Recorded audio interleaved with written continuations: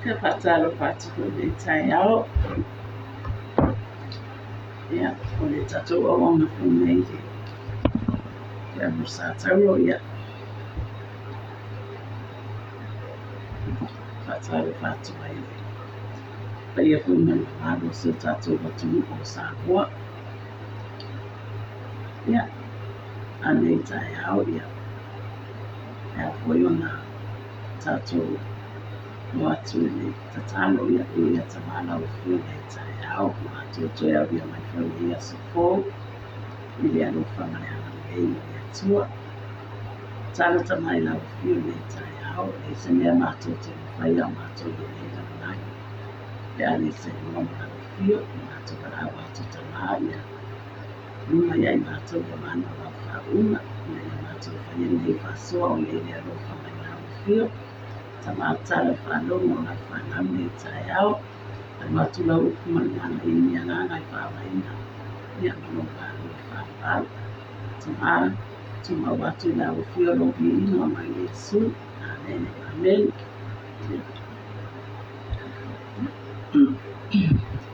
Ia whātaro whātu whai nei tai au fō. Whātaro whātu le. Whai ia whai mana maro so tātou watu o Samoa. Ia.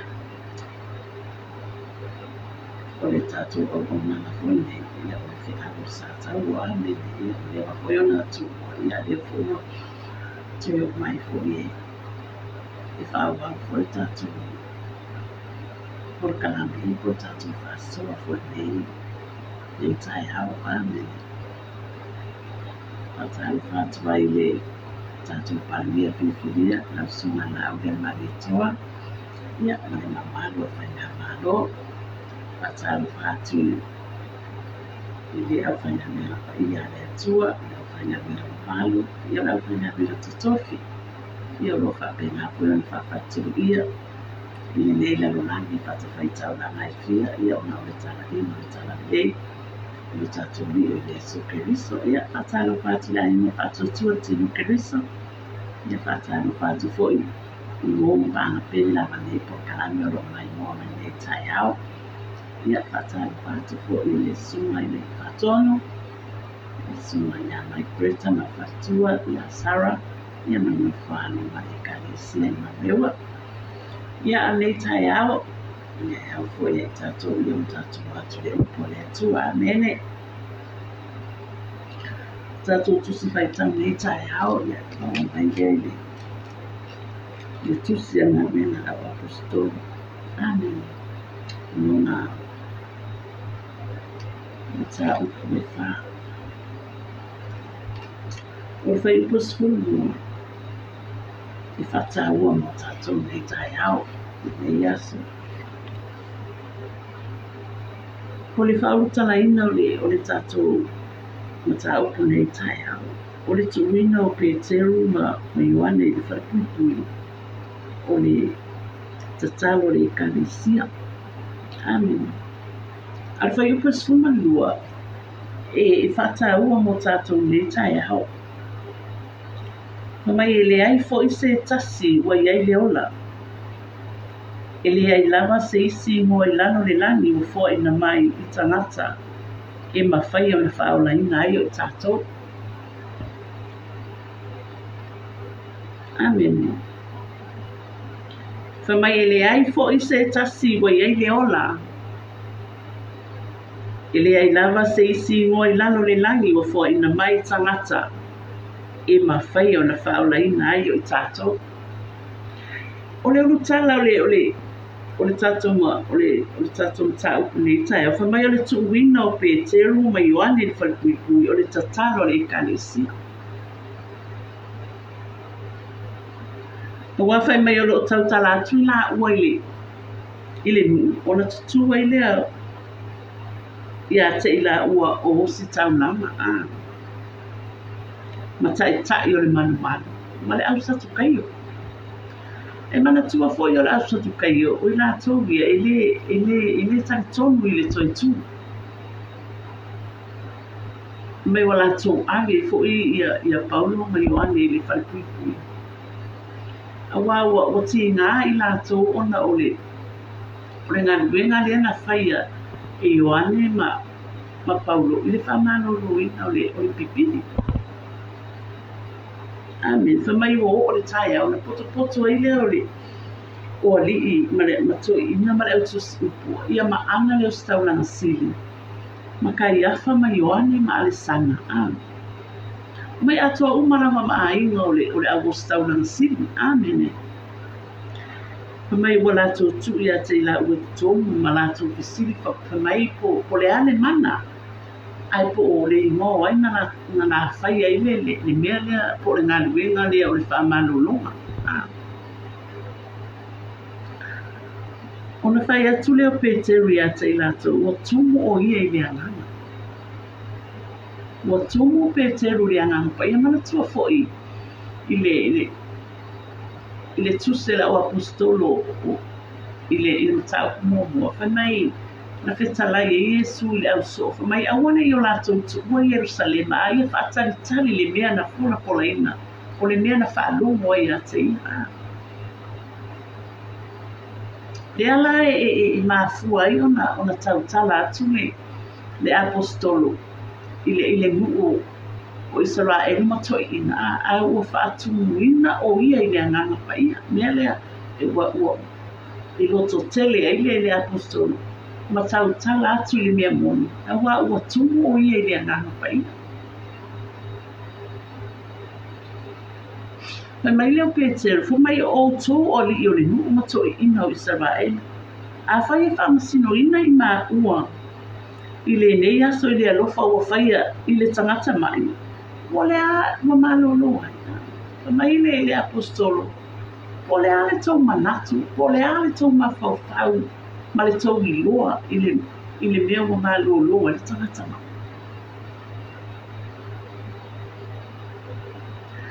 A ia i loa e o tau uma a toa marinu uma o Israel o le suafo o Yesu Keriso o le Nasareta o le na whasasaroina i o tau o le wa toi whatuina i le atua na ye wat o ia lava o tu mai e nei tangata o malolo i o tau luma o le maale nei na whaale au ngā ina i o tau tufunga whaifale o a vea ia mama aturi manu au pito a luma. Ai mai lana fai upu le sfuma liua. E lea i foi se tasi wa iei le ola. E lea i lava se isi ingoa i lano le langi. Ua fōa ina mai tangata e ma whaia o na whaola ina ai o i tātou.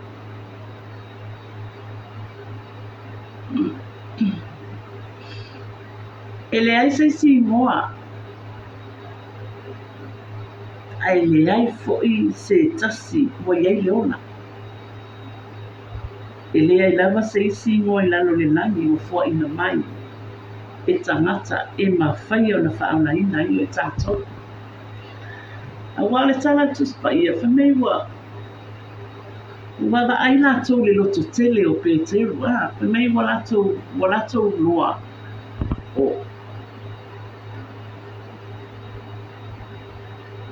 Mai loa o tangata, whamai wa lato i loa o tangata e ele ia o awina. Tangata vale lea. Ai toi ma whau a e lato o tangata nei sa whiwa i mai Yesu. Pe ole awala lea po le mafua anga lea wa mawhai e Peteru ona tautala atu male loto tele. A wale ua tumu o ie lea nganga pa ia. Amen. Ua tautala atu Peteru i le upu moni. Ua tautala i le mea ua mauti mua. Mai na iwa ina whamaina lato whaasao na ia la uana to i tautala i suafa le Yesu maa. E whamai Peteru. E le mawhai e maa uana maa le to i tautala i suafa o Yesu. Nanga ua maa ai ma whaadongo ai. Ua ai ele au apostolo i mea o vāwenga o mea uma na whai e Yesu. I le taimi a o whiwai i Yesu ma le au apostolo. O ila le e tatai e le mawhauwhau e apostolo. E le mawhai e la wona ona tāwhia le la tautatala i le suafo Yesu. Ma whamena apostolo langa o mea ua maa ai ma mawhanongo ai. Amen. Ia fo le taimi nei le mata upu le ia I tātou. Tātou lea tātou te fiola. Lea I te mai moa ma tai au nei ma o ai latu ia la taula ia wa fo I tātou. Awa a whai o leo o talia, o tātou talia whaotanga, wa leo tātou tutua mo le ai mo le atua. O tātou o tangata Kristiano, o tangata whaoraina o talia le Yesu Keriso e whai ngari ina whaona. E tatau foi lai e tātou, ona tātou tau tatala, I le suwafo o tātou wali o Yesu Keriso, ia tātou loto te tele lo tātou wali. Amen. O e foi mai moa mai pele I whaolaina leonana. I le aise se suafa. Pai mai le whai upule suma mo mai e le ai foi se tasi o e leona. E manino ale a whionga pa ia le atua. Pa mai e le aise lava se isi moa I lalo le langi. Ua fo ina mai I tangata. E ma whaia o na whaolaina ai o I tātou. A whaina le te mai moa mai le tai au nei le whaolaina leo langa mai le Italia Yesu Keriso. E manino le whionga pa ia atanga. E manino le whionga pa ia le tuma. A wā o le tala le apostolo Paulo na whai I to ina ma le nuo Israel. Amen. Ai au fo ia I tātou. Ona tātou mana tu natu le lei I le awhionga pa ia le atua mana na upu le tai au. Tātou mawhau lea, I le ai se tase au mai ia I tātou le ola. Wana o Yesu Keriso lo tātou waliki, e mawhai o na au mai ia I tātou le ola. Amen.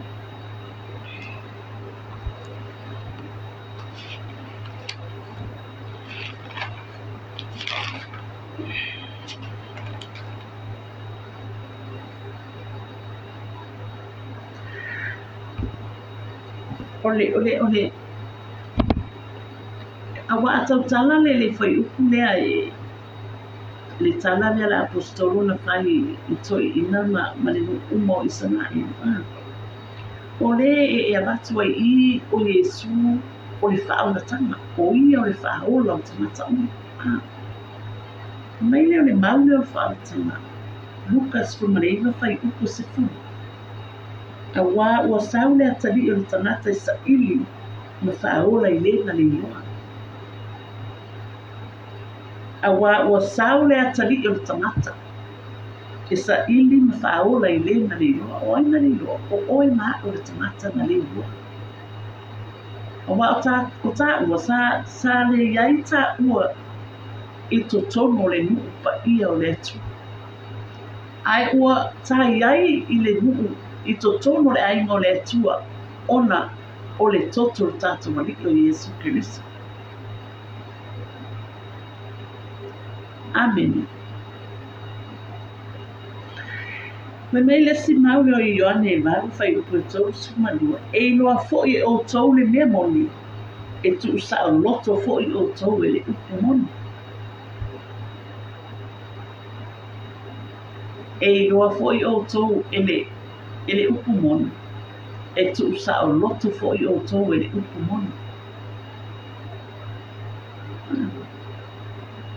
Nei e fo'i mau I le Ioane e tolu whai upu e tolu. O le whetalaina a Yesu na whai I a Nikodemo. Whamai a le toi whanau oe e le mawhai ona e iloa mea o le mahalo le atu.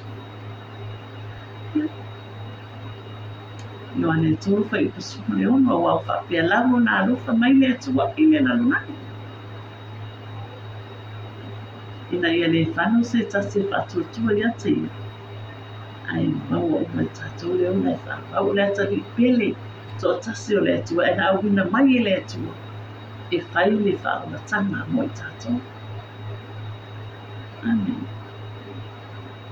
O le mele au e tātou, o na tātou alo lofa i le atua.